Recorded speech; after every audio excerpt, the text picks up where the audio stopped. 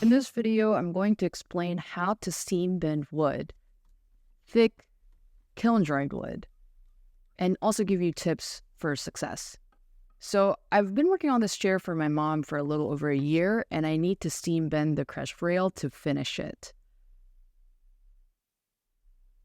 And steam bending wood is simple in theory. You just need some steam, put your wood in a chamber, steam the wood, and then bend it.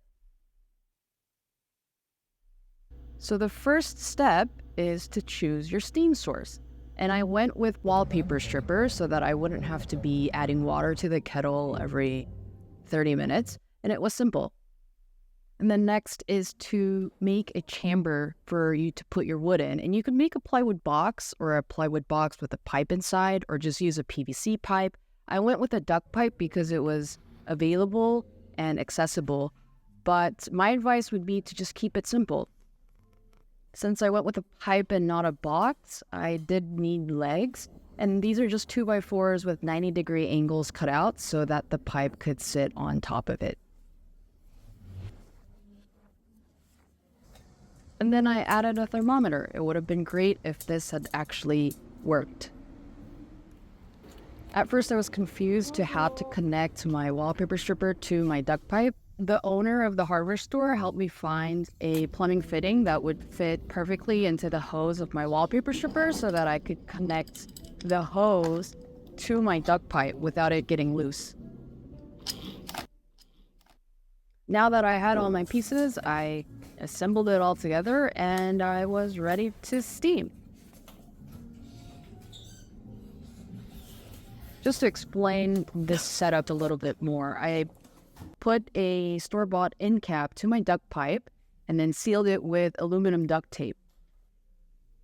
And then I drilled holes at the bottom of the pipe for the condensation to drip out of. Now that we have our steam and our chamber, we need one more thing, and that's a compression strap. And when I was first starting, I was like, why do I need that? Let me just skip it. Well, imagine this is a piece of wood and you're trying to bend it. Well, the outer radius is going to want to stretch in length, but wood doesn't do that. So it will end up breaking or snapping on the outside because it doesn't get any longer.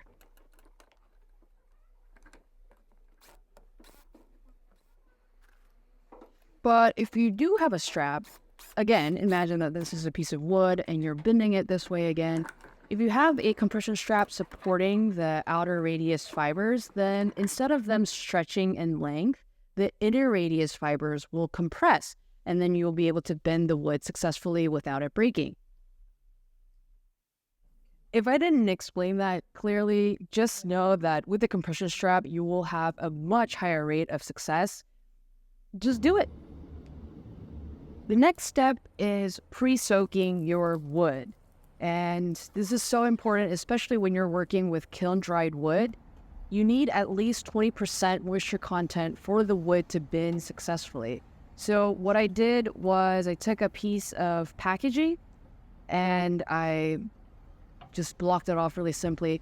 And I let the wood soak for 36 hours. If you can soak your wood for a week or maybe 2 weeks, I would recommend it. I've seen people soaking their wood for up to 4 weeks for a successful bend, if they're doing really tight radiuses or doing a compound bend.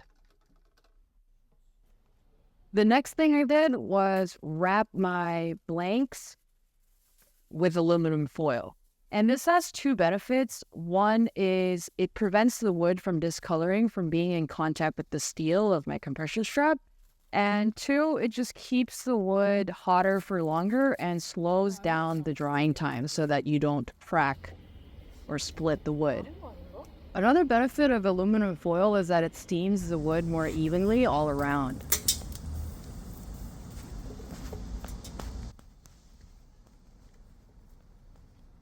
Now we're finally ready to steam the wood. And I do need to talk about the steam time because there seems to be a consensus on the internet that you steam the wood for 1 hour for 1 inch of thickness. And from my experience, this does not work when you're working with kiln-dried wood. This is only for green wood or air-dried wood. When you're working with kiln-dried wood, you need to steam 3 times longer. I steam my blocks 28 millimeters, which is 1 1/8 of an inch, 3 hours and longer. So steam as long as you can, because over steaming causes wrinkles, but these can be planed out.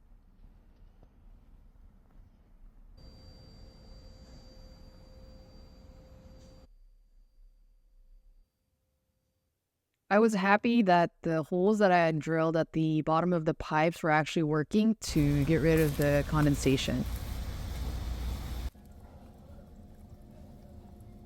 And my wallpaper stripper has a 70-minute running time, so I did have to refill the stripper during the steaming process.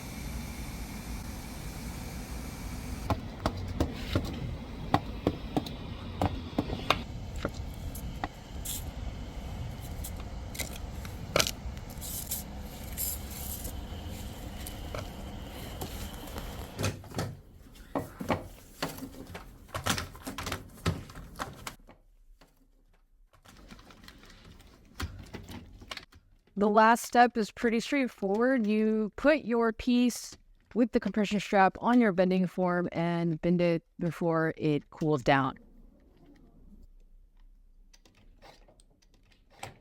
But I think everyone is wondering, how long do I leave it on the form? Can I take it after 30 minutes and then bend the next piece that I was also steaming?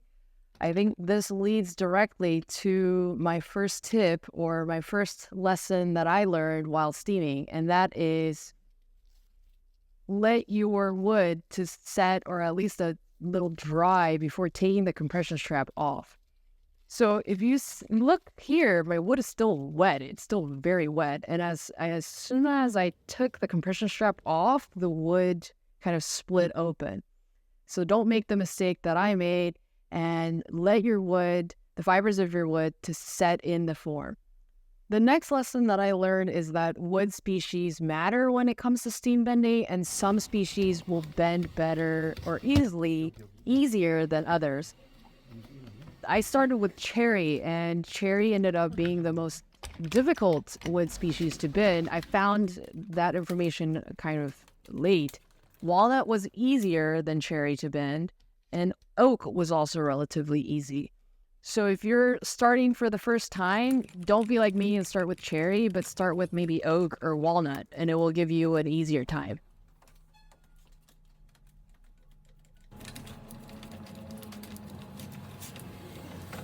The third lesson that I learned is that strap coverage matters. If your compression strap doesn't cover the whole width of the wood that you're trying to bend, that part will break. And I made this mistake. Don't make it. Just use the whole full width of the compression strap. Make sure that it covers the whole piece. And my fourth tip is to make sure that your wood is soaked fully before steaming it. So what happened was my Presoak tub leaked, and I don't know for how long these pieces were in the Presoak tub, but I just decided that I'm going to steam it anyways and then give it extra steam time. But even though I had steamed it for longer, the piece still ended up not being successful.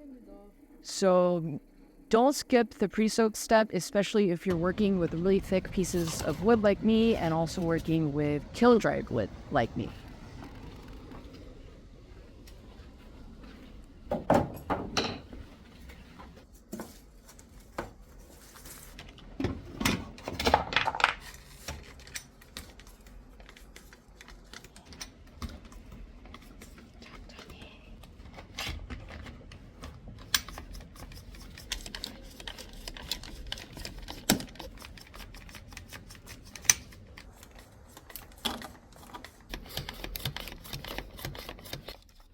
And my last lesson that I learned is that practice makes perfect. And there is definitely a process of trial and error with steam bending.